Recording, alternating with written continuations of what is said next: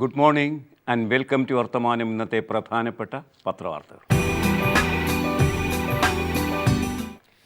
തെലങ്കാന സംസ്ഥാന രൂപീകരണവുമായി ബന്ധിപ്പിച്ച് വിശാല ആന്ധ്രയിൽ വലിയ പ്രക്ഷോഭമാണ് നടന്നത് എന്ന് നമുക്കറിയാം. ആ പ്രക്ഷോഭത്തിൻ്റെ കൊടുങ്കാറ്റടങ്ങുന്നതിന് മുമ്പ് തന്നെ വലിയ കൊടുങ്കാറ്റും യഥാർത്ഥ കൊടുങ്കാറ്റും പേമാരിയും അടക്കം പ്രകൃതി ദുരന്തവും ആ സംസ്ഥാനത്തെ ഗ്രസിക്കുകയുണ്ടായി. ഒന്നിനു പിറകെ ഒന്നായി സംഭവിച്ച ദുരന്തങ്ങൾക്ക് ശേഷവും തെലങ്കാന എന്ന പ്രശ്നം അടങ്ങുന്നില്ല. തെലങ്കാനയ്ക്കെതിരായ എതിർപ്പ് കുറഞ്ഞു വരുന്നു എന്നാണ് കേന്ദ്രത്തിൻ്റെ നിരീക്ഷണം. അതുകൊണ്ട് തന്നെ എല്ലാവർക്കും സ്വീകാര്യമായ ഒരു പാക്കേജിന് രൂപം കൊടുത്തുകൊണ്ട് തെലങ്കാനയെ സംബന്ധിച്ച കരട് ബില്ലും റിപ്പോർട്ടും സജ്ജമായി കഴിഞ്ഞിരിക്കുന്നു. അതുവഴി തെലങ്കാന രൂപീകരണത്തിൻ്റെ കാര്യത്തിൽ കേന്ദ്ര സർക്കാർ ഒരു ചുവട് മുന്നോട്ട് വയ്ക്കുന്നു. തെരഞ്ഞെടുപ്പിന് മുമ്പ് തന്നെ അത് തെലങ്കാന നിയമസഭയെ കൊണ്ട് ആന്ധ്രയുടെ നിയമസഭയെ കൊണ്ട് അംഗീകരിപ്പിക്കുന്ന ഒരവസ്ഥ സംജാതമായി കൂടുന്നില്ല. ആ വാർത്ത മലയാള മനോരമ, വളരെ പ്രധാനപ്പെട്ട വാർത്തയാണെങ്കിലും മലയാള മനോരമ വർത്തമാനം പേജിലാണ് തന്നിരിക്കുന്നത്. വാർത്തയുടെ വിശദാംശങ്ങൾ കാണുക. തെലങ്കാന കരട് ബില്ലും റിപ്പോർട്ടുമായി വിഭജനത്തോട് എതിർപ്പ് കുറഞ്ഞു. ഇനി വേണ്ടത് എല്ലാവർക്കും സ്വീകാര്യമായ പാക്കേജ്. തോമസ് ഡൊമിനിക് ദില്ലിയിൽ നിന്ന് റിപ്പോർട്ട് ചെയ്യുമ്പോൾ അതിങ്ങനെ വായിക്കാം. ആന്ധ്ര വിഭജനത്തെക്കുറിച്ച് ചർച്ച ചെയ്യുന്ന മന്ത്രി സമിതി കരട് തെലങ്കാന ബില്ലിനും റിപ്പോർട്ടിനും രൂപം നൽകി. എന്നാൽ ഇവ എന്ന് മന്ത്രിസഭയ്ക്ക് സമർപ്പിക്കുമെന്ന് വെളിപ്പെടുത്തിയിട്ടില്ല. ആന്ധ്ര വിഭജനം, ആസ്തികൾ വീതം വയ്ക്കൽ, അതിർത്തി നിർണയം തുടങ്ങി വിവിധ വിഷയങ്ങളിൽ ചർച്ച പൂർത്തിയാക്കി എന്ന് സമിതി അധ്യക്ഷൻ സുശീൽ കുമാർ ഷിൻഡെ പറഞ്ഞു.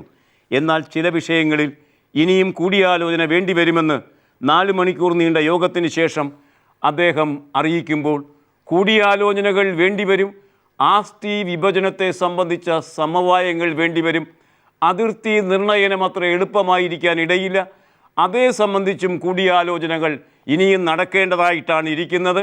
എങ്കിലും തെലങ്കാനയിലേക്ക് ഒരു ചുവട് കൂടി കേന്ദ്ര സർക്കാർ മുന്നോട്ട് വയ്ക്കുന്നതിൻ്റെ വാർത്തയാണ് മനോരമ ഇന്ന് വർത്തമാനം പേജിൽ നമുക്ക് തന്നിരിക്കുന്നത്. ഇന്നലെ പത്രങ്ങളിൽ വന്ന വാർത്ത കൂടംകുളം സ്ഫോടനവുമായി ബന്ധിപ്പിച്ച വാർത്തയാണ്. കൂടംകുളം സ്ഫോടനവുമായി ബന്ധപ്പെട്ട് വാർത്ത വന്നതിന് തൊട്ടു പിറകെ കൂടംകുളത്തിനെതിരായ സമരസമിതി നേതാക്കളെ അറസ്റ്റ് ചെയ്യുകയും അവരെ സ്ഫോടനത്തിന് ഉത്തരവാദികളായി പ്രതിസ്ഥാനത്ത് നിർത്തി കേസെടുക്കുകയും ചെയ്ത വാർത്തയാണ് ഇന്ന് നമ്മെ തേടിയെത്തുന്നത്. മലയാള മനോരമയുടെ പ്രാദേശിക പേജ് അതിങ്ങനെ തരുന്നു. കൂടംകുളം സ്ഫോടനം, സമരസമിതി നേതാക്കൾക്കെതിരെ കേസ്, മാഫിയ സംഘടനമെന്നാണ്. എന്നാൽ സമിതി അത് വിശദീകരിച്ചിരിക്കുന്നത്. കൂടംകുളത്ത് നിന്ന് ആ വാർത്ത കാണുക. കൂടംകുളത്തെ ആണവ നിലയത്തിന് സമീപം ഇടിന്തക്കരയിൽ ബോംബ് സ്ഫോടനമുണ്ടായ സംഭവത്തിൽ ആണവോർജ വിരുദ്ധ ജനകീയ സമിതി കൺവീനർ SP ഉദയകുമാർ, നേതാക്കളായ പുഷ്പരായൻ, മുകുലൻ തുടങ്ങിയവർക്കെതിരെ സർക്കാർ കേസെടുത്തു കഴിഞ്ഞിരിക്കുന്നു. ഇപ്രകാരം കേസെടുക്കുന്നതിന് പോലീസിന് പെട്ടെന്ന് കയറിക്കൂടാൻ കഴിയുന്ന ഒരു കോളനിയല്ല ആ സുനാമി കോളനി. അതുകൊണ്ട് തന്നെ 6 മണിക്കുണ്ടായ സ്ഫോടന സ്ഥലത്ത് എത്താൻ പോലീസിന് 3 മണിക്കൂർ സമയം എടുക്കേണ്ടി വന്നുവെന്നുമൊക്കെ ഇന്നലെ വാർത്തയുണ്ടായിരുന്നു. അതുവഴി കൂടംകുളം ആണവ വിരുദ്ധ സമരത്തിൻ്റെ ആളുകൾക്ക് സ്വാധീനമുള്ള ആ പ്രദേശത്ത് സ്ഫോടനം നടന്നതുകൊണ്ടാണ് ഉദയകുമാർ അടക്കം പ്രതികളായത് എങ്കിൽ യഥാർത്ഥത്തിൽ അവിടെ സംഭവിച്ചത് എന്താണ്? ആരാണ് പ്രതികളാകേണ്ടിയിരുന്നത്? അതേ സംബന്ധിച്ചും വാർത്തയുടെ വിശദാംശങ്ങളിൽ മനോരമ നമ്മോട് പറയുന്നത് ഇങ്ങനെ. ഇടുന്തകരയ്ക്ക് സമീപം കുന്തകുഴി ഗ്രാമത്തിൽ മാസങ്ങളായി ഇരുവിഭാഗങ്ങൾ തമ്മിൽ ചേരിതിരിഞ്ഞ് ഏറ്റുമുട്ടിയതായും ഇവർ പരസ്പരം നാടൻ ബോംബുകൾ ഉപയോഗിച്ച് ആക്രമണം നടത്തി വന്നിരുന്നതായും പോലീസ് സ്ഥിരീകരിച്ചു. ഇവരിലൊരു വിഭാഗം സമീപത്തെ സുനാമി കോളനിയിലേക്ക് ഈയിടെ താമസം മാറിയിരുന്നു. ഈ കോളനിയിലാണ് ബോംബ് സ്ഫോടനം നടന്നത്. സംഭവവുമായി ബന്ധിപ്പിച്ച് മണൽ മാഫിയയിൽപ്പെട്ട 3 പേർക്കെതിരെ കേസെടുത്തതായി പോലീസ് അറിയിച്ചു.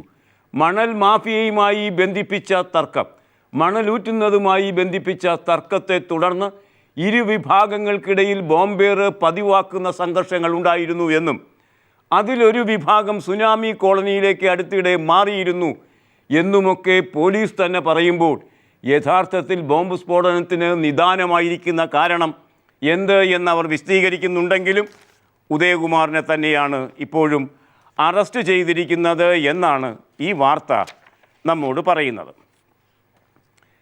NGOമാർക്കും അധ്യാപകർക്കുമൊക്കെ സന്തോഷിക്കാൻ വകയുള്ള ഒരു വാർത്ത ഇന്ന് പത്രലോകം നമുക്ക് തരുന്നു.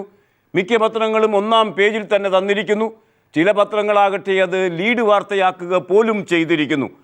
അത്രമാത്രം ഗൗരവതരമായി തന്നെയാണ്, അല്ലെങ്കിൽ അത്രമാത്രം ജനകീയമായ ഒരു വാർത്തയാക്കി മാറ്റിയിരിക്കുന്നു പത്രങ്ങളത്. മാതൃഭൂമി കാണുക, ഒന്നാം പേജിൽ രണ്ടാം വാർത്തയായി തരുന്നു. ജസ്റ്റിസ് CN രാമചന്ദ്രൻ നായർ ചെയർമാനായി 10ാം ശമ്പള കമ്മീഷൻ വന്നിരിക്കുന്നു. 10ാം ശമ്പള കമ്മീഷനെ നിയോഗിച്ചു കഴിഞ്ഞിരിക്കുന്നു. സർക്കാർ ജീവനക്കാരുടെ ശമ്പളം പരിഷ്കരിക്കുന്നതിന് retired justice CN Ramachandran Nair ചെയർമാനായി 10ാം ശമ്പള കമ്മീഷനെ നിയമിക്കാൻ തീരുമാനിച്ചതായി മുഖ്യമന്ത്രി ഉമ്മൻചാണ്ടി പറഞ്ഞു. മന്ത്രിസഭാ യോഗത്തിന് ശേഷം ബുധനാഴ്ച പത്രസമ്മേളനത്തിൽ സംസാരിക്കുകയായിരുന്നു അദ്ദേഹം. ആ സമയത്താണ് അദ്ദേഹം അത് പ്രഖ്യാപിച്ചത്. കമ്മീഷൻ്റെ കാലാവധി 1 വർഷം സമയമായിരിക്കും. 1 വർഷത്തിനകം റിപ്പോർട്ട് സമർപ്പിക്കണം. റിപ്പോർട്ട് സമർപ്പിക്കുമ്പോൾ സർക്കാർ തീരുമാനിക്കുന്ന ദിവസം മുതൽ അത് പ്രയോഗക്ഷമമാവുകയും ചെയ്യും. മലയാള മനോരമ പക്ഷേ ഈ വാർത്ത ലീഡ് വാർത്തയാക്കുകയാണ് ചെയ്തിരിക്കുന്നത്. അങ്ങനെ വരുമ്പോൾ മലയാള മനോരമ മറ്റൊരു ദീർഘദർശനം കൂടി നടത്തിയിരിക്കുന്നു. ഏറ്റവും കുറഞ്ഞ അടിസ്ഥാന ശമ്പളം 14,000 രൂപയായിരിക്കുമെന്ന് കൂടി മനോരമ പറയുമ്പോൾ എവിടെ നിന്നാണ്, എങ്ങനെയാണ്, എപ്രകാരമാണ് ആ കണക്ക് മനോരമയ്ക്ക് ലഭിച്ചത് എന്നൊന്നും ആരും ചോദിക്കരുത്. എന്തൊക്കെയോ ലഭിക്കാൻ പോകുന്നു എന്ന നിലയ്ക്ക് സന്തോഷാധിക്യത്തിൽ കഴിയുന്ന NGOമാർക്കും അധ്യാപകർക്കും ഏതായാലും കൂടുതൽ സന്തോഷം പകരുന്നത് തന്നെയായിരിക്കും മനോരമ ഇപ്പോൾ മുന്നോട്ട് വച്ചിരിക്കുന്ന ഈ 14,000 രൂപയുടെ അടിസ്ഥാനരഹിതമായ കഥ.